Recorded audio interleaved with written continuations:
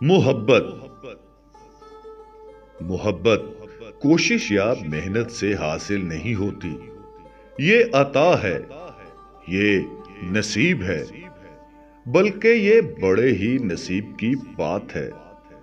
زمین کے سفر میں اگر کوئی چیز آسمانی ہے تو وہ محبت ہی ہے۔ محبت سے آشنا ہونے والے کی زندگی نظر سے نکل کر شعر میں داخل ہو جاتی ہے۔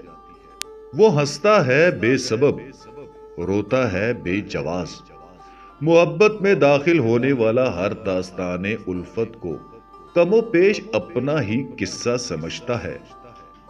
وہ اپنے غم کا عکس دوسروں کے افسانوں میں محسوس کرتا ہے۔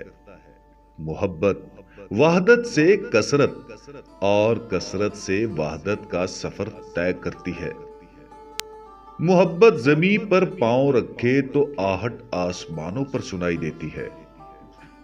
محب اور محبوب کا تقرب موسموں کو خوشگوار بنا دیتا ہے۔ محبوب کی جدائی سے بہاریں روٹھ جاتی ہیں۔ محبوب کا فراق بینائی چھین لیتا ہے۔ محبت کرنے والے کو خوشبوؤں سے تعارف نصیب ہوتا ہے۔